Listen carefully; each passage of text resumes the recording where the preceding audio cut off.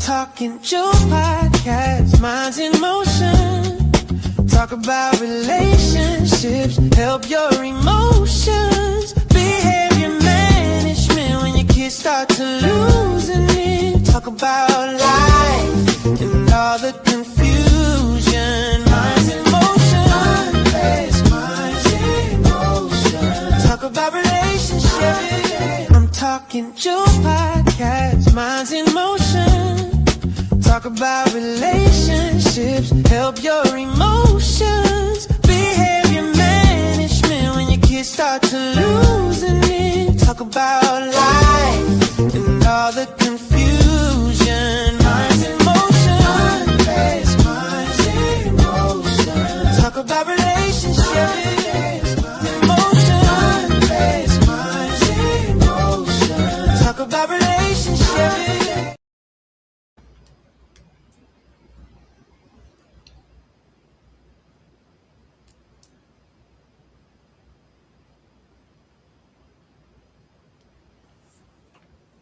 Hello and good evening, and welcome to Minds in Motion.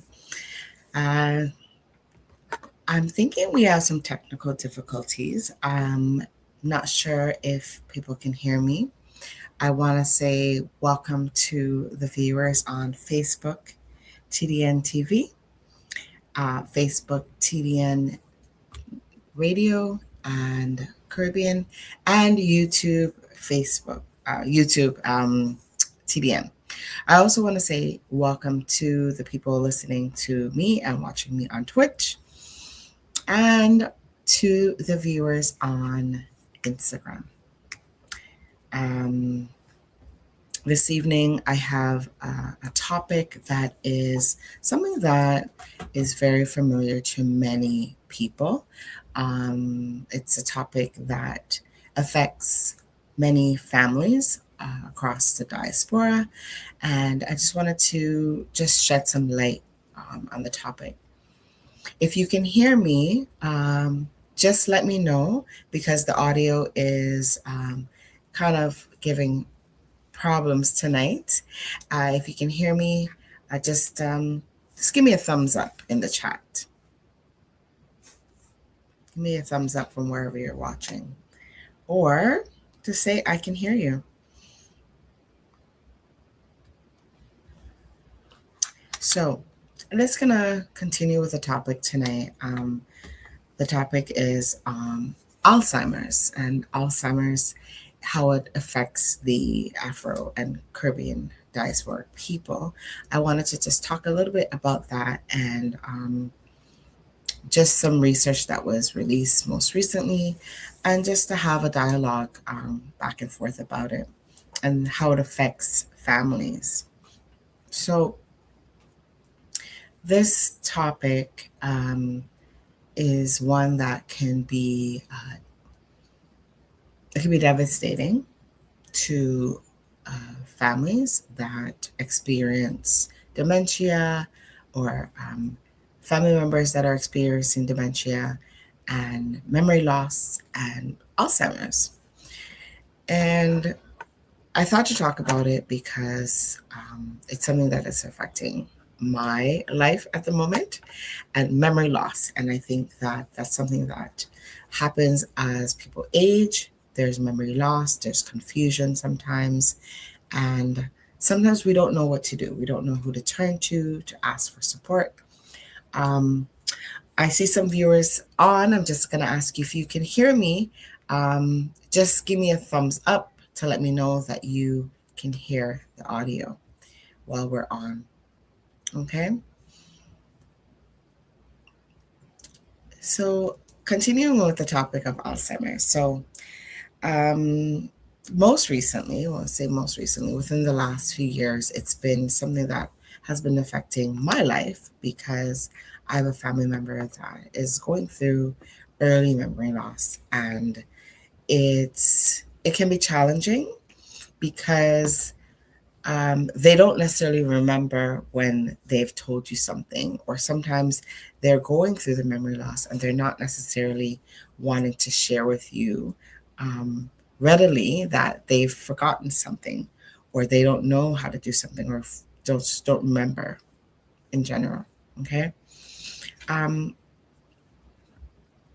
when I experienced that, when I started to experience this, I was like, nobody's going to believe me, because there's times when that person is lucid, when they understand and they know what's going on, and they're having great conversations and very cognitive conversations, right?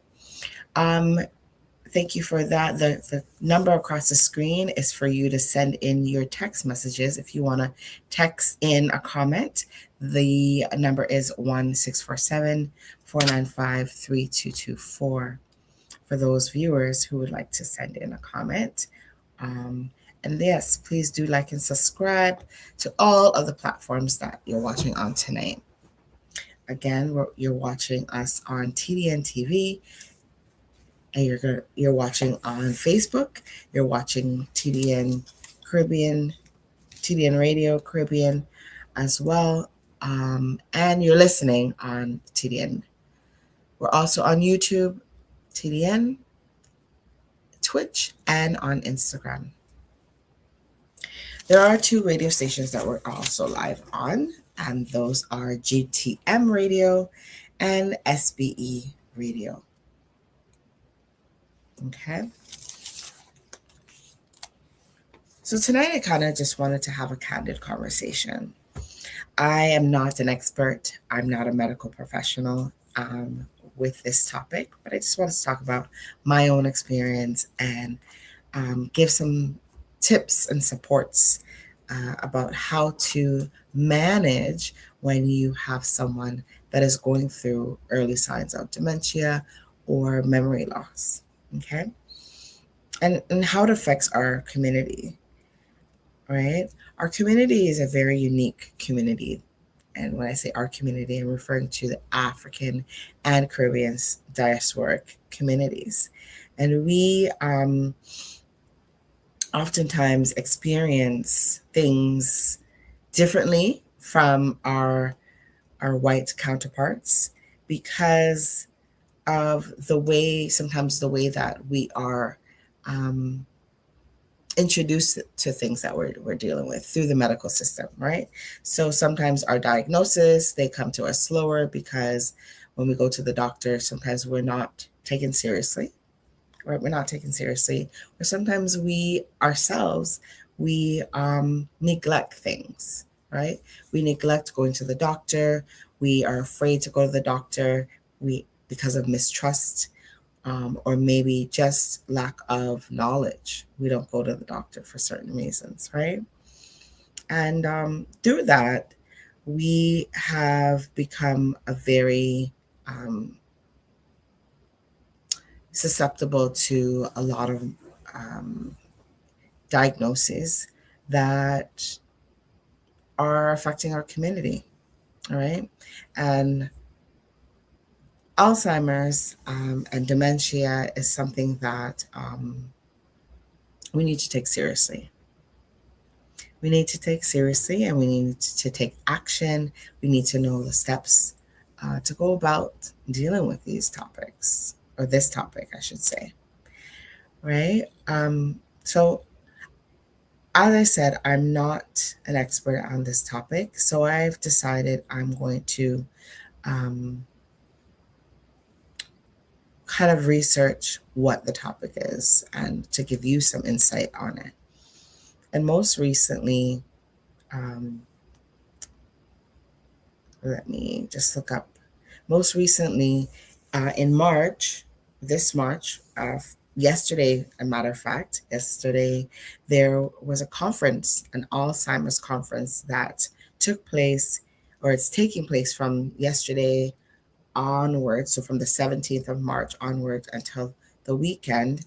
It's a conference on Alzheimer's and Parkinson's disease, and it's happening in Copenhagen, and Copenhagen, Denmark, and we have been already given information about the results of research about Alzheimer's, right? And I just wanted to get your insight, if you have any insight on this topic about Alzheimer's and if it's affected you or your family members and how you've been dealing with it. Um, as I mentioned earlier, it's something that we need to really address. Once we know about it, we need to address it. So in my case, when I found out about a family member that is experiencing memory loss, um, I I brought this individual to the doctor.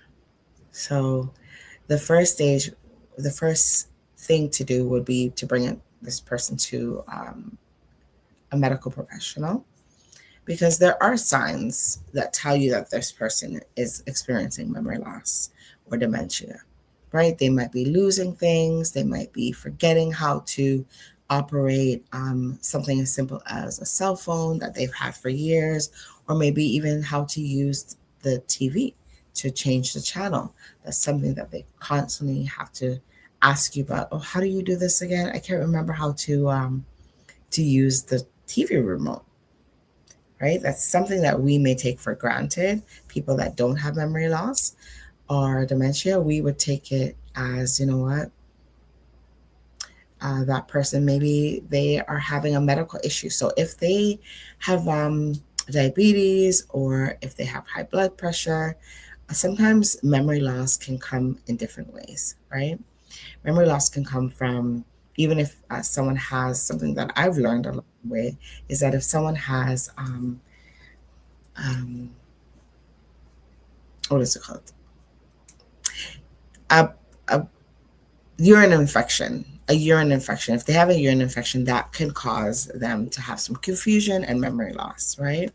And then through that, if that's temporary, then it's nothing to really worry about. But if you notice that this person is constantly being confused and disoriented, then you want to take them to a medical professional.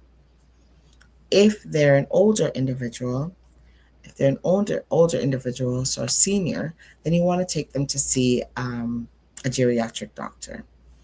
All right. And when they go to the geriatric doctor, that doctor will diagnose for memory loss, for early memory loss, and can direct you to programs that you can take as well. But also direct you and support you in making decisions, lifelong decisions, or as decisions that are important for that individual. So eventually that person's memory is going to go, whether it's short-term memory or long-term memory, that their memory, when it's gone, it's gone. So it's best to start taking action early. For example, if you wanted to sign up as POA, I don't know how it is in the Caribbean, if they do that in the Caribbean as well. POA is person of authority or responsibility. They're taking responsibility for the individual who is experiencing memory loss. And you are taking responsibility for things like finances, dealing with the bank with finances, property, so estate, just making medical decisions, right? Things like that. So you might be the one to step in to say, I want to support this individual. And you don't want to wait too long to the point where they don't even know what is going on and to make a decision, to even make a decision. Okay.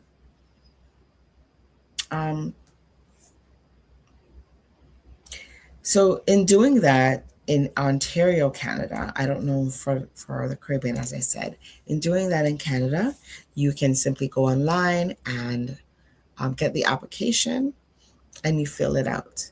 So you want that person that you're signing for to be POA for to also be with it enough to understand what's happening. So you have a discussion with them and you say, you know, your memory is going. I don't know if you notice, but I want to be able to help you to make some decisions if things get really bad, right? Where their memory is gone.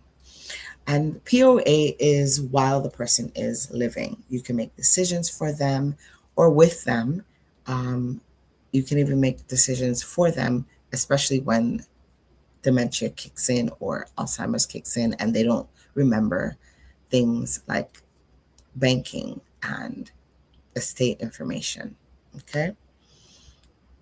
So you would sign the document, and for me, in my situation, I had the medical professional who diagnosed the memory loss to sign it as a witness. So you need to have a witness to sign the document to say, they witness or they understand that the individual that is signing for POA um, understands that this is giving permission to you to make decisions for them.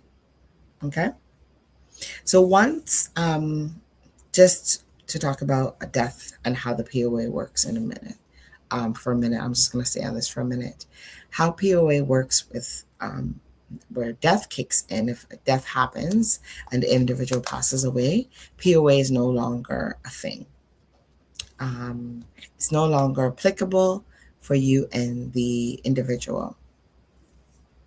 So the question is, what's the difference between dementia and Alzheimer's? So as I was saying, I'm not a medical professional, but what I think the difference is between dementia and Alzheimer's is that dementia is where it's early signs. So it's an earlier stage and it's not full-blown Alzheimer's where they're not remembering about things that they used to do, right? Or can do.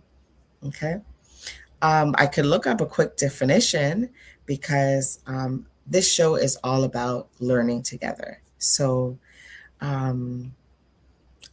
it's more of a podcasty show. Like I'm going to be talking to you, looking up things, and we'll have a conversation. So thanks for that question.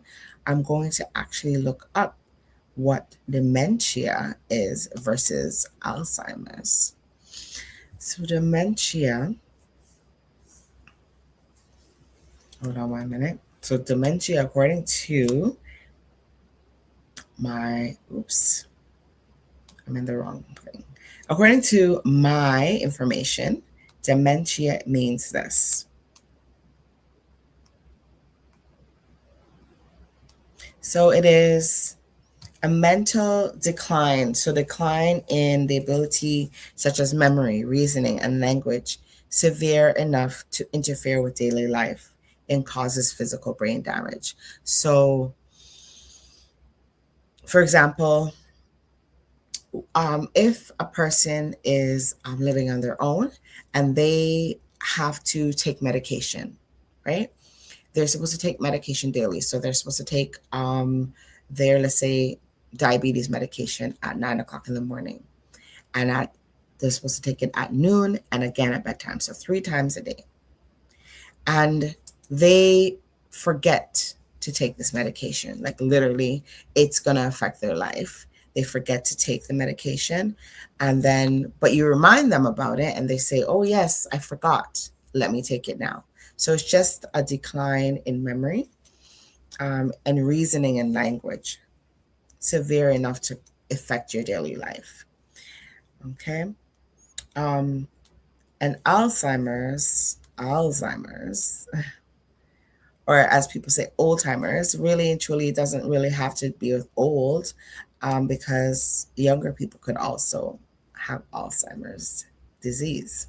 And Alzheimer's means that it's a more progressive and fatal neurodegenerative disorder.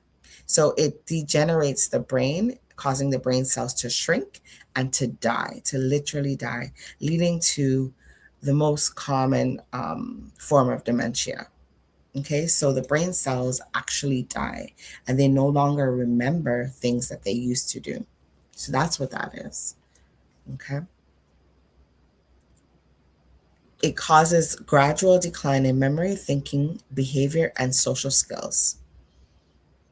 While irreversible, treatments can temporarily manage symptoms and slow progression. So, for example, let's just say, let's use behavior for example.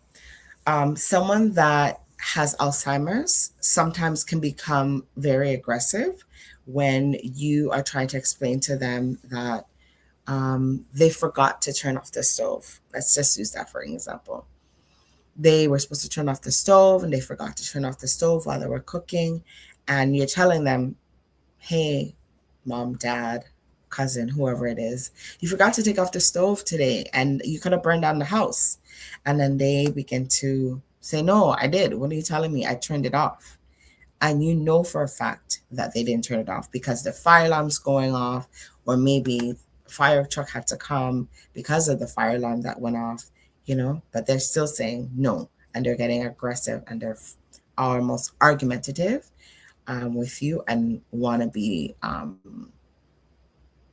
they want to be right, but they're wrong. And their memory, they can't remember. And it's not that they're telling lies, it's just they can't remember. Okay. And over time, it becomes more progressive. And this is where the Alzheimer's kicks in. So Alzheimer's is when the brain cells are dead totally, and dementia is when they're going through the early signs. So talks a lot about that. As I was saying, so when you know that your individual, your person that you're interacting with is losing their memory, sometimes in the Caribbean, we tend to want to say, that person's crazy, or you're mad, and we have to try to avoid those words because they're not good. They're not good. They're words that are going to be offensive, or that person will take offense to those words. And we want to avoid using those words and actually get the proper terminology. So dementia, early memory loss, or Alzheimer's, right? So as it said, it can be treated. It can be treated. And it is not 100% irreversible. So how can it be treated? Let's just say, if we go to the doctor and we say, okay, I have memory loss, how can we treat this? So there's natural ways of treating things with, I don't know if you've ever heard of ginkgo. I think it's called ginkgo biloba. And then there's different activities that you can do to keep your brain stimulation and memory going by playing games like card games, or even listening to certain music, continuing to do the same things that you used to do when you were younger.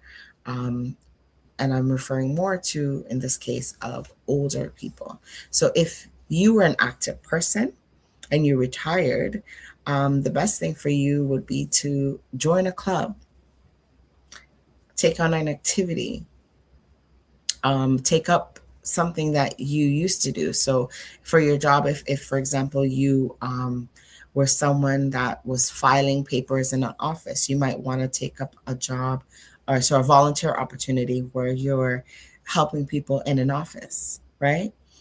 Older people can do volunteer, right? You see these people all the time at Walmart volunteering, right? We're just focusing on seniors. People are volunteering at Walmart. They volunteer at the seniors' homes, right? Just keep yourself active. Be social. I think that's the main key, is to be social, because when you stop being social, you stop interacting with people, and you're by yourself a lot. You're not interacting. You don't know the date. You're not going outside. So you don't know the day of the week, and you don't know the date. Those things can really play into effect and have a great effect on people that are having memory loss, right? Because when you ask them what day it is, they may not know the day because they're not going outside every day. And that actually doesn't really it's not always dementia or always Alzheimer's when the person doesn't know those things after they stay home for a while. Sometimes it could be depression, right? It could be depression. or that you've just been home a lot for a very long time and you just don't know because you're not going outside. But I would encourage you to exercise your brain and also watch TV and watch the news channel. The news channel always tells you the date and always tells you the time, and it tells you the weather. Okay? Tells you the weather. So, based on my research, it says that um, Alzheimer's usually affects people that are 65 years or older. Okay. And 65 years is very young still, I want to say. Even though that's age of retirement, it's still quite young. People at 65 are very vibrant, very young. Really depends on their lifestyle. Okay. So let's talk about lifestyle for a minute. Lifestyle. Your lifestyle will really determine how you are in your older age, in your older years. So if you're someone that is not active and someone that likes to stay home a lot, you more than likely would be someone that wouldn't be the first person to jump up and say, I'm gonna go do an activity outside, like at a senior center. Okay. And if someone's encouraging you to go, I would say go. Go at an early age, start going at the age maybe even 55, 50. Okay, 55. I think from the age of 50, you're a senior, if I'm not mistaken, in Canada. Let me just look that up. What is considered to be a senior? What is considered to be a senior in Canada? Does anyone know? What about the countries, Caribbean countries? Considered, let's see, to be a senior. I'm looking it up.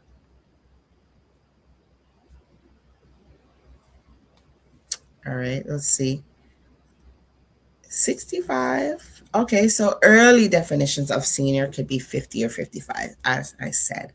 So 50 or 55, you can definitely benefit from seniors activities and seniors programs. And I would encourage you to go out and start going to programs if you're not already doing that. Get yourself involved in fitness programs, get yourself involved in maybe an art program, a walking club, something that piques your interest, that keeps your mind going, right? And that's why a lot of people stay on to, and then they stay on working for a very long time because it keeps them active as well. Even though they can retire, they choose to not retire because it keeps them very active. All right, so going back to dementia. So once you find out that the individual that you're supporting or being the caregiver for is going through early signs of dementia, you want to take them to the doctor. And I said a geriatric doctor will determine this. And from there, you have to make decisions, right? Can this person live on their own? Do they live on their own? If they're living on their own, is someone going to be there to check in on them regularly, right? Because if something should to happen, like if they don't take their medication, then that could be something that will affect their health even more because they don't have the proper medication. Something like a blister pack. I don't know if you've ever heard of a blister pack to take medication. The medication can be placed into, like, it's almost like those packed gums where you pop out the gums, like a Trident or Dentine gum, and you pop out the gum. Medication will be placed in one of those blister packs for that patient to help them to remember to take these pills at this time. And usually it's laid out where it's a morning, lunch, and dinner. And it specifies that on the back of the package so they know when to take it.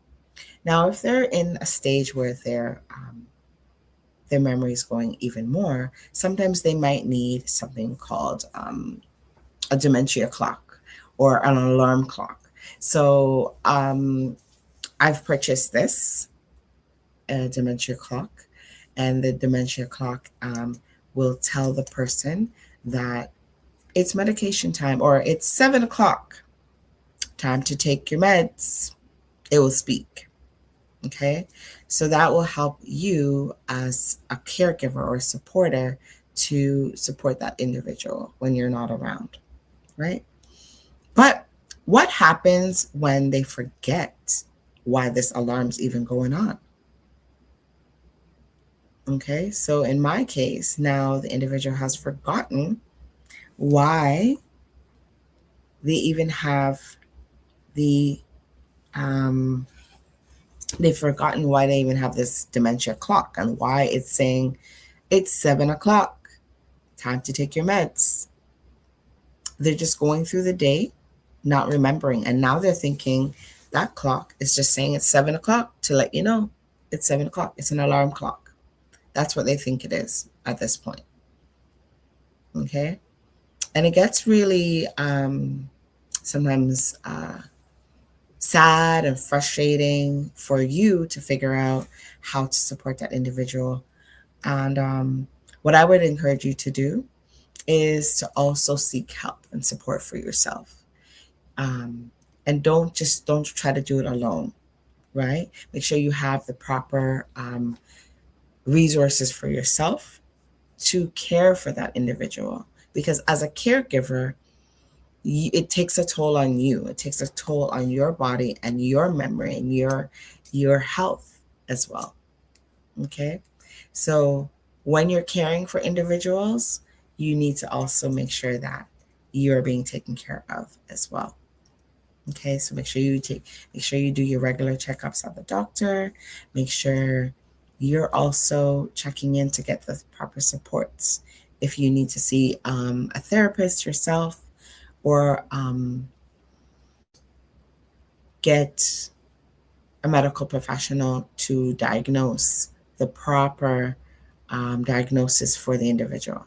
Okay, maybe after they're taking this medication and the medication reminders are coming on and they're not doing it, maybe the next step would be to get an agency or an organization that will come in and do medication reminders for that individual who's suffering with Alzheimer's, right? They would call the individual and say, hello, sir, ma'am, did you take your medication at 9 o'clock? It's 7 o'clock or it's 8 o'clock. Did you take your medication?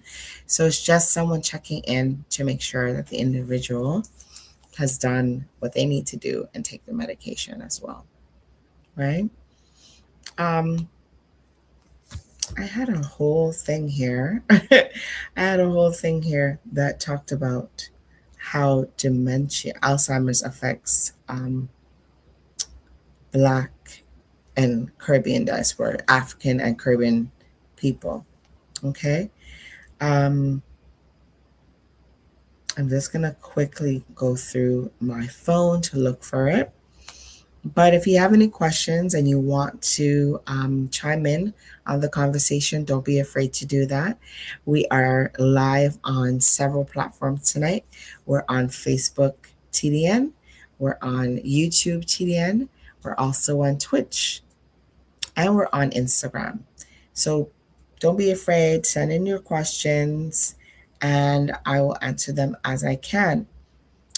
If I don't have the answer, I will say, I don't have the answer. Let me look it up. Okay. And with that, I'm not a medical professional. Okay. Just to remind you, I'm not a medical professional. I'm just speaking based on my opinion and my experience. Okay. All right. So it's here.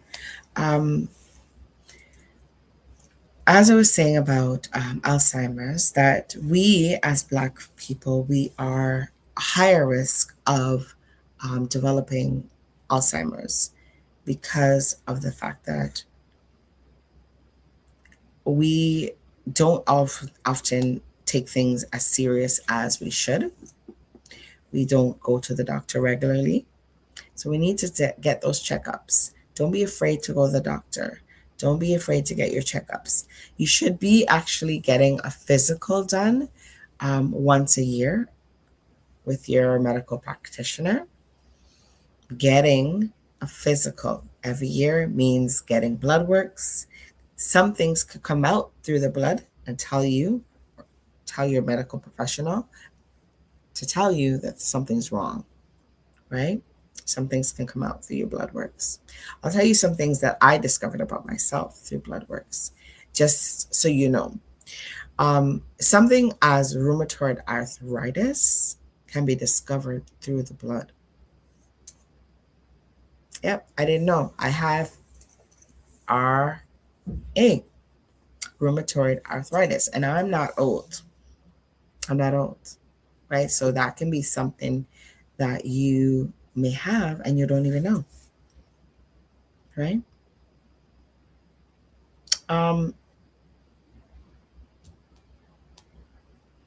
So don't be afraid to send in your questions as well, as we're saying. Now, in Canada, we have a lot of support networks. We have the Alzheimer's Association for people that are going through Alzheimer's. We also have some free organizations. So we have, I'm going to give you examples of things within Toronto that I know of. There's Canes Senior Services. That is a senior service that is a non-for-profit organization that supports seniors with PSW workers.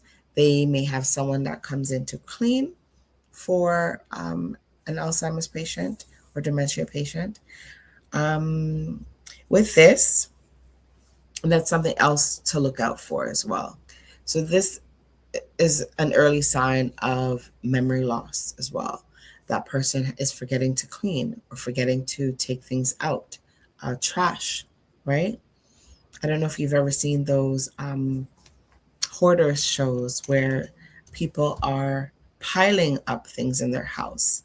And sometimes that has to do with memory. And a lot of times it has to do with mental health. The individual is not well, they're going through depression, and they start to pile garbage up. And so that also happens with individuals who have memory loss. So they're not remembering to do these things, to make up the bed, to do the laundry, right? So having a service come in like Canes Community Service, they are a non-for-profit organization that can come in. And I'm just going to list a few. So I have a list of different organizations. There's another one called Cleaning for a Reason. Cleaning for a Reason is an organization that is based in Texas, I believe. It's based in the States, but they support in Canada. So they have agencies in Canada that do cleaning for cancer patients specifically, but they also do cleaning for individuals that need support. Okay. Somewhere that you can contact if you're thinking that your elderly parent is going through dementia is the Trillium Health Partners Geriatric Service. So Trillium Health Partners Geriatric Service is run out of Queensway. Sorry, not Queensway. It's Credit Valley Hospital, which is on the Queensway in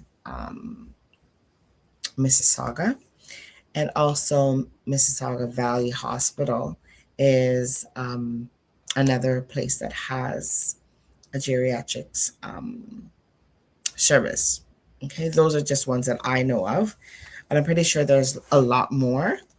It depends on the area that you're living in. So sometimes services are available to you based on your area that you live in, right? Another big one I would say is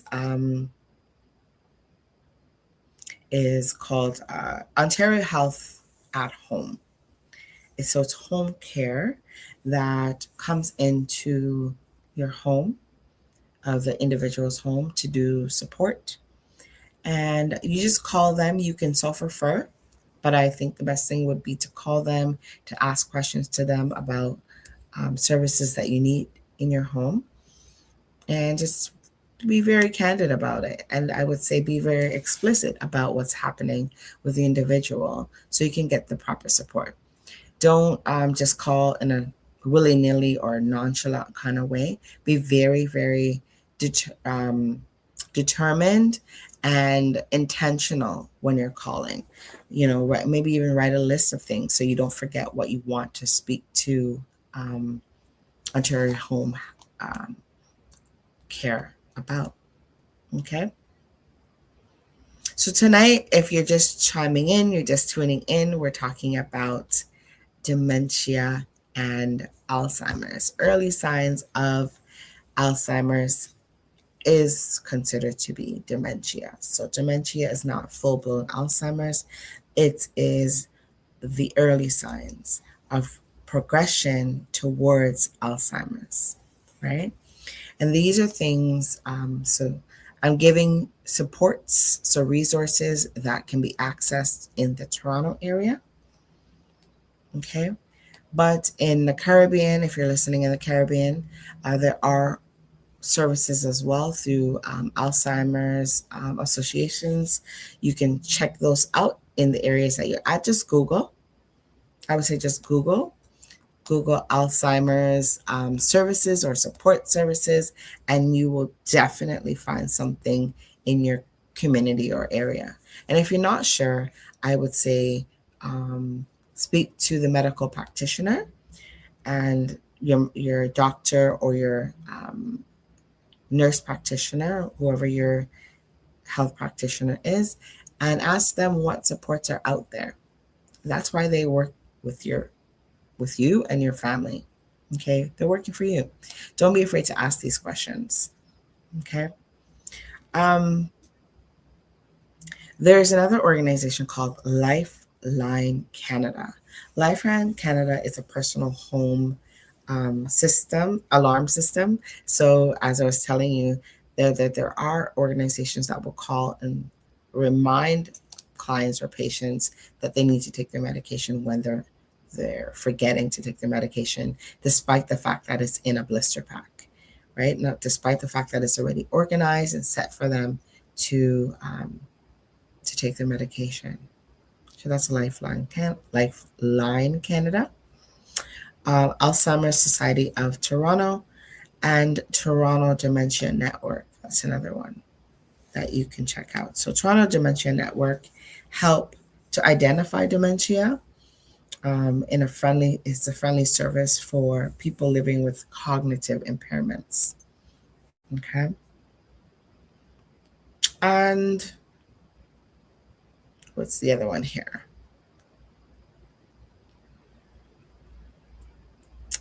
So I also wanted to mention to you, that some people may not have heard of this before, that sometimes drinking a lot of alcohol could also contribute to something called alcoholics dementia.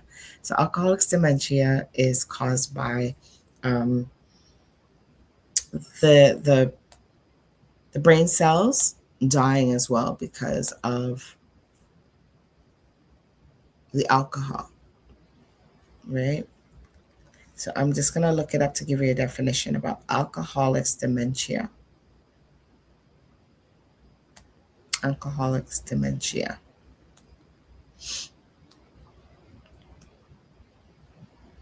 And this is, oops, sorry, I'm looking it up in the wrong space.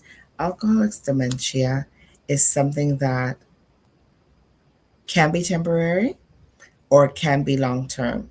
It really depends on the individual. If they continue to contribute to it, or if they are weaning themselves off and getting treatment. Dementia.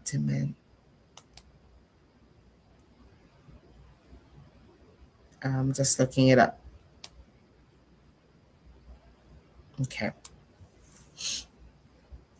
All right. So what happens with the alcoholic's dementia is it's a alcoholic related dementia, obviously, and it means that they are having damaged brain cells because they're drinking regularly.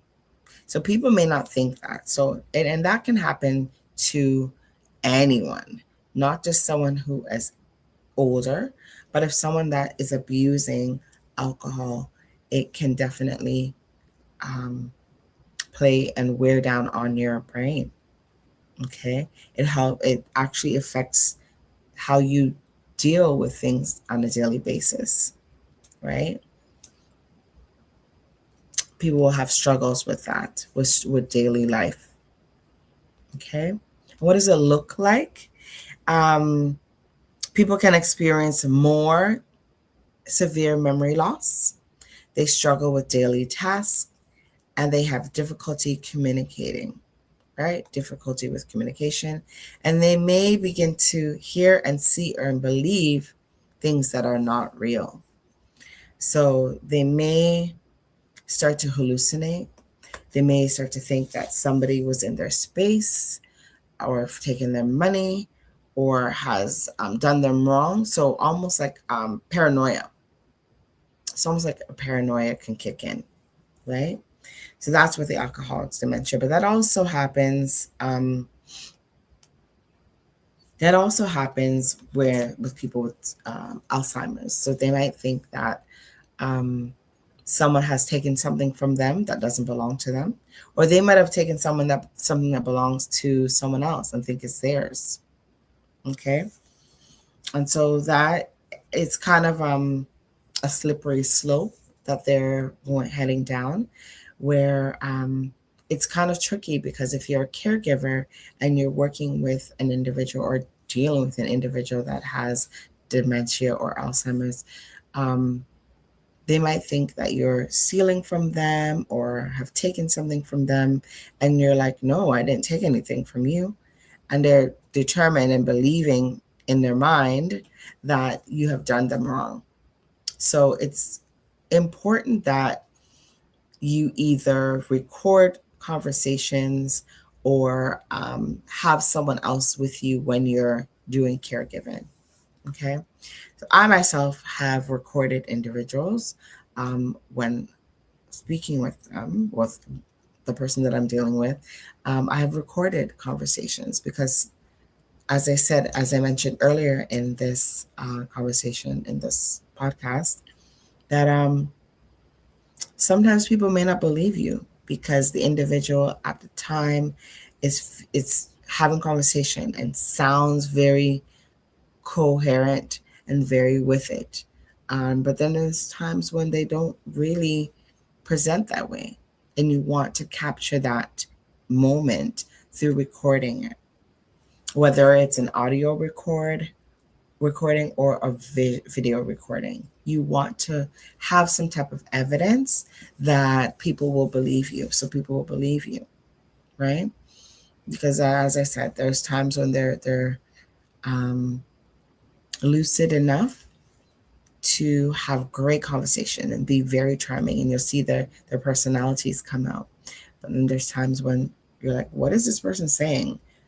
You know, they don't know the day of the week. They don't know the time of day. And so you want to record these things so you have your evidence for when you're starting, not to build a case, but when you're looking for support through agencies to make sure that that individual is well taken care of as well, right? That you get the best supports and services for that individual. Okay. So if you have any questions, you can dial the text number. You can text me at 1-647 495-3224, or you can just send a message through the platform that you're watching us on tonight, or watching me on. I said us, I'm so used to being on my other show with my partner, Navi. So you can just send a message through YouTube, Facebook, Twitch, or Instagram, and I will make sure that I answer your question. As I said to the viewers that are tuning in, I'm not a medical professional about this topic, dementia, Alzheimer's, but I have some experience, and I'm just talking about my own experience and what I've done. So just to kind of recap a little bit for those who are just coming on, I just want to let you know that you should seek medical help, medical profession from a medical professional to diagnose. If you're thinking that this person that you're working with or have been dealing with, maybe it's a family member, is losing their memory, right? They don't remember things that they said, they didn't remember things that they did. And it doesn't necessarily have to be from a long time ago. It could be short-term memory. It could be like, I just told you this, and they're asking you again. Or I told you this, and you're asking me again. So repeatedly asking the same question, and you're explaining to the person over and over, that can just be definitely early signs of memory loss. So short-term memory. Within seconds, they forget. Okay. And so I was also mentioning getting signing for POA, so person of responsibility, helping that individual to make financial decisions, to make medical decisions. And you'll be the person to support with that, right?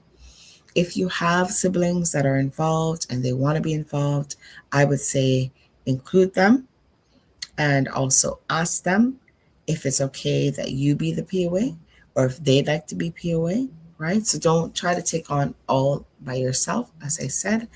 Also, I think getting support from your family network and having a support system is most important, because if you're not well, you're not going to be well for the individual, right? So think about that. Make sure that you're taking care of yourself as well.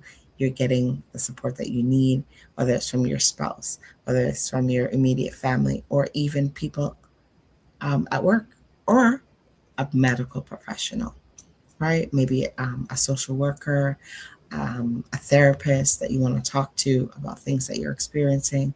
Don't keep it to yourself, okay? Because it can be really, really rough when you are you see an individual that you've known maybe all your life, maybe a parent, right? Maybe a close family member, and now they're going through these signs of dementia, and you want to help.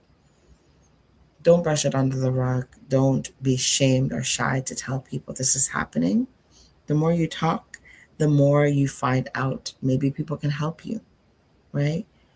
Maybe people can help you and steer you in the right direction. I find that our people sometimes, as I said, and I say it all the time on this show, that we need to start talking more about things that we're going through. We cannot handle these things on our own. Oftentimes, other communities tend to just put their families in long-term care, a home, and they don't want to deal with them when they become like this, right? But our people, our African and Caribbean people, we tend to take them on, our family members on, and we have them living with us. And maybe they're not living with us. Maybe we have a caretaker or a caregiver going in to see them. But then sometimes it comes to a point where you need help, right? And you need to ask for that help. If you're not going to put them into a long-term care, then you need to also seek supports, the proper supports, to make sure that the individual is well. They are well. Okay? that they are taking their medication on time, that they're going to their doctor's visits and doctor's appointments, that you support with that if you are the POA or if you are the person of responsibility. Okay? So dementia is the topic for tonight. Dementia is something that it affects our community even harder, because we sometimes wait too long to go to the doctor to get a diagnosis. And by the time we get to the doctor, the diagnosis is telling us that it's prolonged. It's already at a stage where there's no treatment. We don't want to hear that. You shouldn't want to hear anything like that. So I would encourage you to go and seek medical help, medical profession, and get it diagnosed in the right way, and ask questions. Find out what services and supports you need. Okay? Don't take it on yourself. As I said throughout the show many times, don't take it on by yourself. Okay? Just to recap as well, there are certain medications that can be taken to help individuals that have dementia or Alzheimer's. Medications that can be helped can help the memory to be stay a little bit longer. And then there's foods that can be eaten as well. Let me see if I can grab a quick list of foods that can be eaten. I know for sure, like dark fruits and vegetables, like blueberries, are really great for memory. Let me just see here. I'm going to tell you a list of foods. Foods that help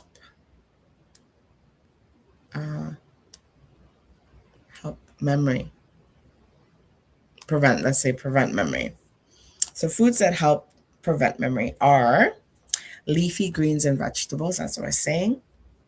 Berries, so leafy greens and vegetables. Let me talk about that. So spinach, kale, broccoli, things that are green, things that are high in vitamin E. Okay, berries, blueberries, strawberries, blackberries. Okay, they contain something called flavonoids, which are linked to lower the rate of cognitive decline. Fatty fish like salmon, mackerel, sardines, they provide something called omega-3 fatty acids, which help to reduce plaque in our brain. Nuts and seeds like walnuts, almonds, flaxseed, or in the islands we would call it linseed, right? They offer fats and vitamin E. Olives are great for you. It's a key component of a Mediterranean diet, but we could also include it in ours as a Caribbean and African diasporic people. We can include it in ours, okay? So it provides healthy fats. Whole grains like oats, quinoa, brown rice, they provide fiber and vitamin B, okay? Things like beans and legumes, beans, lentils, chickpeas are recommended for brain health as well. Okay.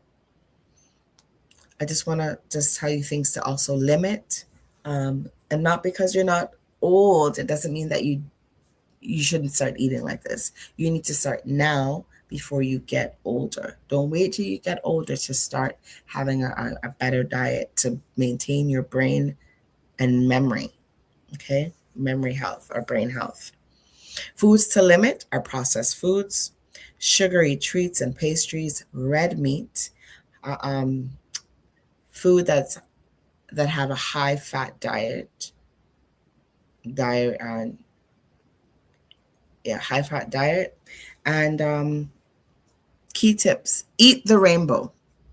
Eat the rainbow to ensure a high intake of antioxidants. So you want strawberries are red, blueberries are blue, green leafy greens, so that's green, blue, green, brown. So the oatmeal and the wheat, you want those things. Quinoa, right? We don't like to really eat, sometimes in the Caribbean, we don't like brown rice because we want to have white rice, right? So we need to like shift our diet somehow and include these things in our diet that will help us to maintain our brain health. Okay, so tonight it was really about just introducing the topic of Alzheimer's and brain health. Stay on tonight. Right after this show is This Week in Interview with Anthony Drago. I want to say thank you very much for tuning in on all the platforms that you tuned into Minds in Motion. Tonight we talked about Alzheimer's and dementia. On Minds in Motion, you're always going to get straight talk about real strategies, real talk, and real situations. I want to say thank you again for tuning in. Tune in next week for another topic of discussion. Tuning out, it's Jewel. Thank you for tuning in.